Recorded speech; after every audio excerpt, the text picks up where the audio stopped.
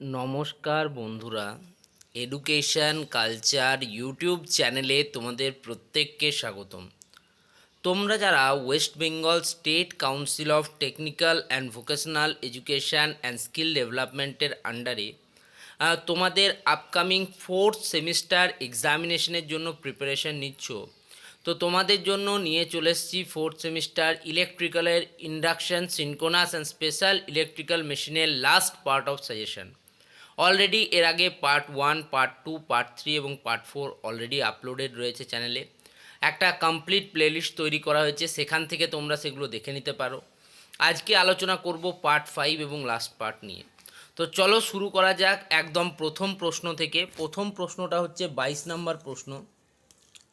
প্রশ্নটা রয়েছে দেখো, ড্র দি ফেজার ডায়াগ্রাম। ফেজার ডায়াগ্রাম অঙ্কন করতে বলা হচ্ছে অফ ইন্ডাকশন মোটর। ইন্ডাকশন মোটরের অন লোড, লোড যখন থাকবে সেই অবস্থায় ইন্ডাকশন মোটরের ফেজার ডায়াগ্রাম অঙ্কন করতে বলা হচ্ছে।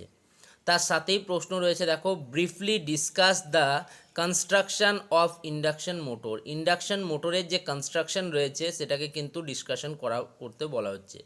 আমি বলবো এই প্রশ্নটার যে উত্তর লিখবে সেকেন্ড প্রশ্নটাতে যখন এক্সপ্লেন করবে ইন্ডাকশন মোটরের কনস্ট্রাকশন, তখন অবশ্যই তার একটা ড্রয়িং করবে, তবে গিয়ে তুমি কিন্তু 4 মার্কস পাবে, কারণ 4 + 4 8 মার্কসের কিন্তু এটা একটা কম্প্যাক্ট প্রশ্ন।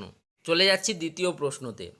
দ্বিতীয় প্রশ্নটা কি বলছে, draw the equivalent circuit. Equivalent circuit drawing করতে বলা হচ্ছে অফ ইন্ডাকশন মোটর, ইন্ডাকশন মোটরের, অ্যান্ড ফ্রম দ্যাট তার সাহায্যে derive the condition of SMT. Slip at maximum টর্কের যে কন্ডিশন রয়েছে সেটাকে তোমাকে কিন্তু সেখান থেকে বার করতে হবে। অর্থাৎ ইকুইভ্যালেন্ট সার্কিট ড্রয়িং করলে তার সাথে কিন্তু তোমাকে সাজুজ্য রেখে SMT, slip at maximum torque, সেটাকে ডিরাইভ করতে হবে। আশা করি বোঝাতে পারলাম। এটারও 4 + 4 8 মার্কস রয়েছে। নেক্সট চলে যাব 24 নাম্বার প্রশ্নতে। 24 নাম্বার প্রশ্নটা 4টে পার্টে বিভক্ত। প্রথম পার্ট কি বলছে, এ, ইফ স্লিপ ইজ 6%, যদি স্লিপ 6% হয়, find the ratio of air gap power, rotor copper loss, mechanical power. এর যে রেশিওটা রয়েছে সেটা তোমাকে বার করতে দেবে, ইম্পর্টেন্ট প্রশ্ন। পার্ট বিতে কি বলছে দেখো, name all the losses in induction motor. Induction মোটরে যে বিভিন্ন ধরনের লস দেখা যায় সেটা লিখতে বলা হয়েছে। পার্ট সিতে দেখো কি বলছে, what is rotating magnetic field. Rotating magnetic field বলতে কি বোঝো পার্ট সিতে। পার্ট ডি কি বলছে দেখো, what is normal range of efficiency of induction motor. Induction মোটরের নর্মাল রেঞ্জ এফিসিয়েন্সি কত। দেখতে পেলে 3টে প্রশ্ন করলাম এখন অবধি। 3টে প্রশ্নই, প্রত্যেকটা প্রশ্ন ইম্পর্টেন্ট। রোটেটিং ম্যাগনেটিক ফিল্ড এবং রোটেটিং ম্যাগনেটিক ফিল্ড থিওরি থেকে প্রচুর প্রশ্ন কিন্তু প্রিভিয়াস এক্সামিনেশনে এসছে। ওকে, নেক্সট চলে যাব লাস্ট প্রশ্নতে। লাস্ট প্রশ্নটার দেখো আবার দুটো পার্ট। পার্ট এতে বলছে ড্র অ্যান্ড এক্সপ্লেন, অঙ্কন করো এবং বোঝাও the torque speed curve of induction motor. Induction মোটরের টর্ক স্পিড কার্ভ খুব ইম্পর্টেন্ট, বর্তমান পার্সপেক্টিভে খুব ইম্পর্টেন্ট একটা প্রশ্ন। পার্ট বিতে কি বলছে দেখো, তো পার্ট বিটা দেখো কি বলছে, ইন্ডাকশন মোটর অফ 6 পোল, 6টা পোল রয়েছে ইন্ডাকশন মোটরের, 50 hertz frequency, has a speed of 950 RPM. এটা কিন্তু এনআর দিয়েছে, এনআর স্পিড কত বলছে 950 আরপিএম। যদি আমরা এনএস বার করি, সিনকোনাস স্পিড বার করি, এনএস ইকুয়ালস টু 120 f/p হয়।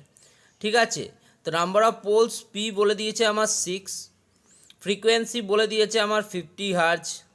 তাহলে আমাকে এনএস বার করলে সিনকোনাস স্পিড কত হবে দেখো, এনএস হবে 120 × 50 / 6। 2 দিয়ে ভাগ করব, 25 × 2 = 50, 2 × 3 = 6, 3 দিয়ে করলে 40। অতএব 40 × 25 কত হচ্ছে, 4 × 5 = 20, 0 দিয়ে 0, 4 × 2 = 8, 1000 হচ্ছে তোমার এনএস। সিনকোনাস স্পিড হবে 1000 আরপিএম।